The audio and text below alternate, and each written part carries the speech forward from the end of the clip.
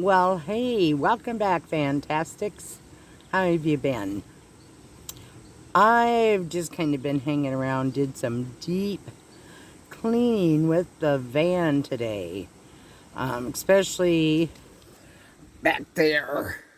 Took the bed out, aired the mattress, did some major vacuuming, wiped down the hard surfaces, and that laundry spot remover I showed you last time.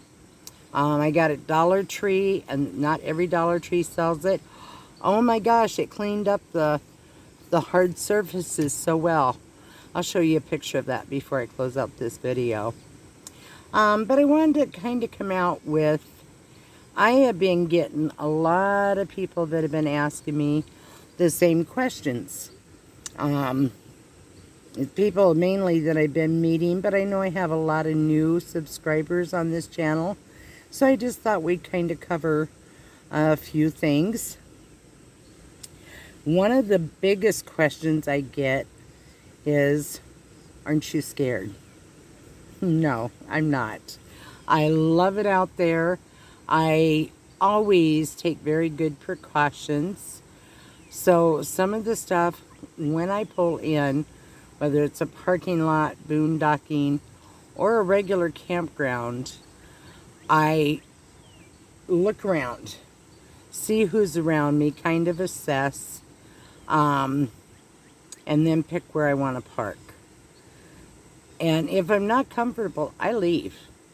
Very plain and simple. In fact, I got a story for you. And then once I get parked, I always kind of keep track of who's around me. And then at night, if I'm boondocking, I will make a sweep. If it's in sometimes it's a campground you can boondock at. But I want to know who's out there, what their vehicles are, how many they are, where they're at. So being very aware of my surroundings. Yeah, there's been a couple times I've been like, oh, what's that? Or, I hear something, or I wake up with the start. But it's never been anything. Now, the other night, I was at a rest area, and it was kind of weird because the north and southbound lane of traffic, there was just one road into it. Usually they have one for the southbound and one for the northbound, etc. So I pulled up. Not a lot of cars, but the cars were coming and going. Went in, used the restroom. It was well kept up. A lot of semis there. And I'm like, okay, not a big deal. So I sit on my deck for a little bit and just kind of watch the people. There's a truck way down at the very end. And then there's a truck on the passenger side about 3 doors down. And I sat there for probably half an hour and thought, okay, get your window coverings up, quit. I just had that weird feeling, and I should always listen to that. And so when I'm sitting there, I keep all the doors locked so nobody can get in from the other side. And then what I did was put up my front windshield cover and then walked around to this side, and I seen there was a guy sitting in a really nice truck, seen what state he was from. It's from the state that we were in, and window down, but he was kind of kicked back like he was going to take a snooze.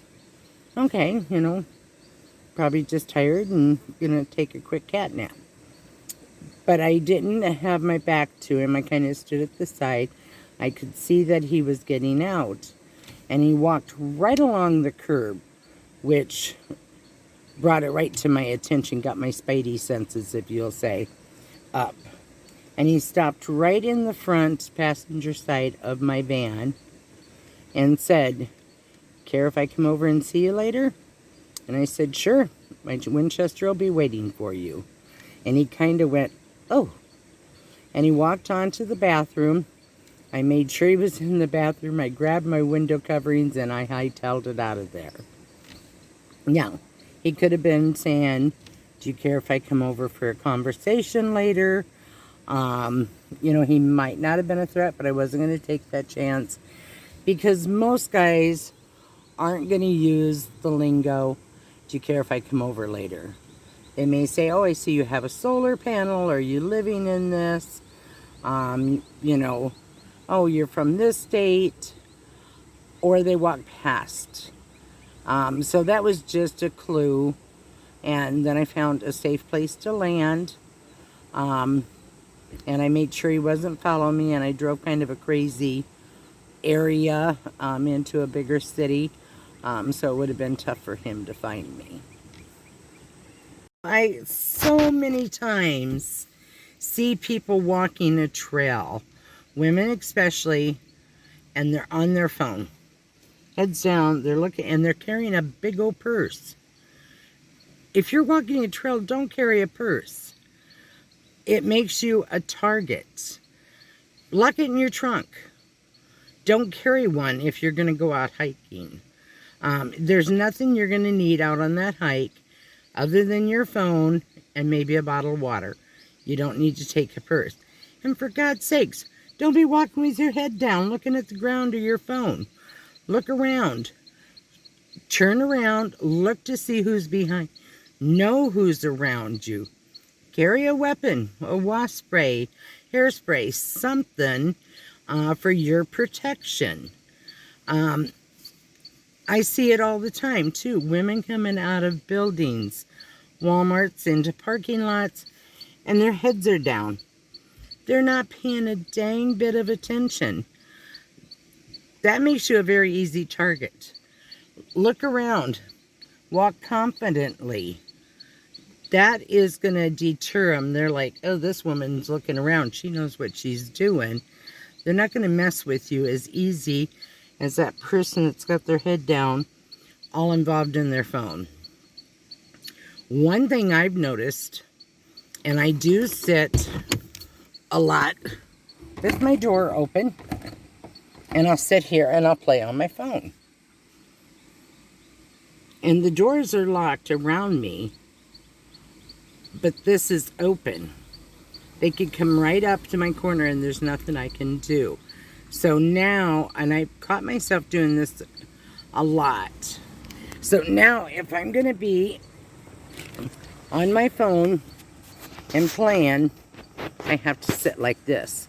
So my legs are facing out. I can see who's coming up on left or right of me. Confidence is probably the biggest weapon you're ever going to have on the road. Feeling like you're confident, knowing you're confident, that's going to pertain to the people that are around you. That, wow, she's confident. She's aware of her surroundings. Stand up tall. Look around. Look them dead in the eye if you have to. Criminals don't want you to notice them. That being said, what a lot of people ask, do you carry a gun?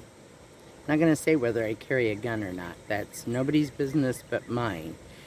All I'm going to say is any weapon you're going to carry, you have to make sure you're ready, willing, and able to use it. Whether it's wasp spray, a knife, a taser, a gun, anything else.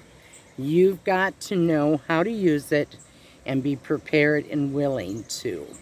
Now, I generally always carry a weapon on me. Whether I'm in a shower house, out hiking, I've generally got some sort of a weapon. And I was sitting thinking, I did not realize this until another girl had told me. She's like, how do you hold your knife? And I said, like this. No, no, no, no, no. You hold it like this. And you've got so much more power, and it's in your grip. Holding it like this, you're cutting a wedding cake. Toot, toot, toot. This, you are protecting yourself. So, practice that. This is just a little 3-inch, 2-inch blade. But it's what I use to cut up stuff. But this is what I practice till I just automatically pick up a knife like that. Now, this is not a safety course by any means, but I do suggest watch some online. They get some little clips even on TikTok, how to get out of a situation if a guy grabs you from back, if he ties your hands together. Watch those, because you might actually retain that information, even though you don't think you are, and it may help you get out of a situation that you don't want to be into. Next question I get is, don't you get lonely? Nope. Does that mean I don't want to do things? Yeah, it'd be nice to have somebody to travel with, but I do have a lot of friends that I do travel with them. Not all the time, but it does kind of break up the monotony. But like I said, I'm pretty self-entertaining. And if I get bored with myself, I just grab my other personality and bring that along. But I have a lot to do. You know, as you know, I don't watch TV. I listen to my music. I dance. I color. I write. I draw. I'm always doing something with the van. And now the guitar. So I do not get bored. And I'm always out in Mother Nature hiking. I mean, look at this. Isn't this pretty? Listen to the water.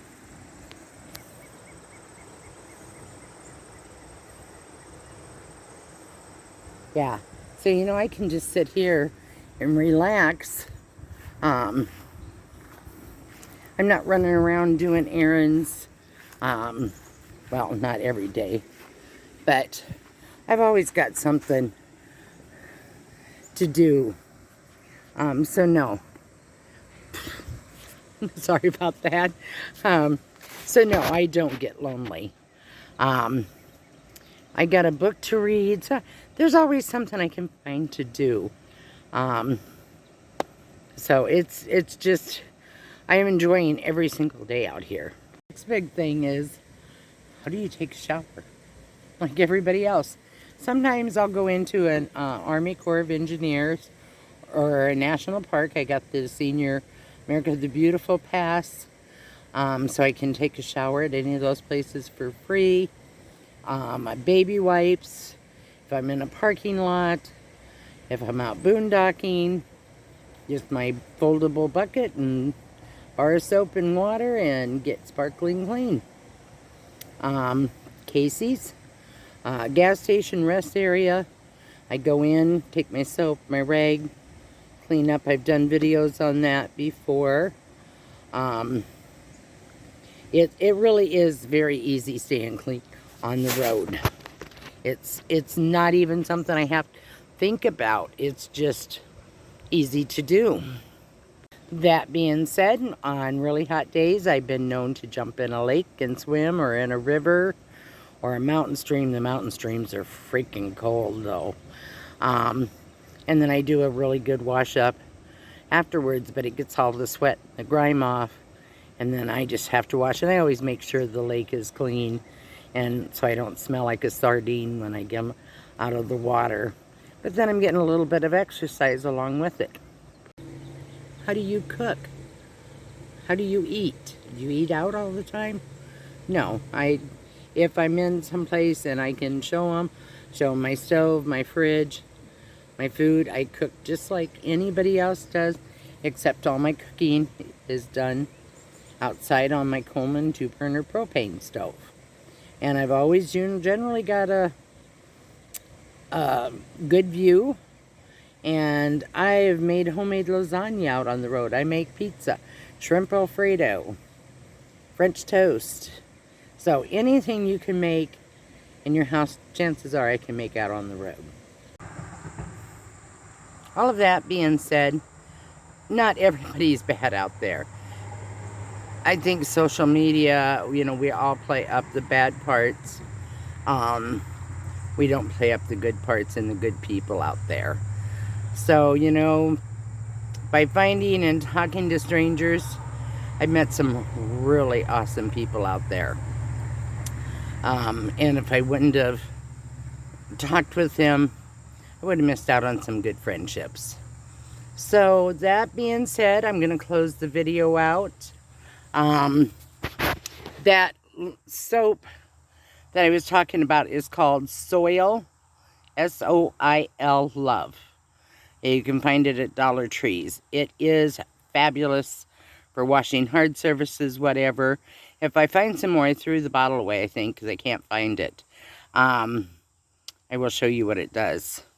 So, and until we meet, travel safe and stay fantastic. See you next week.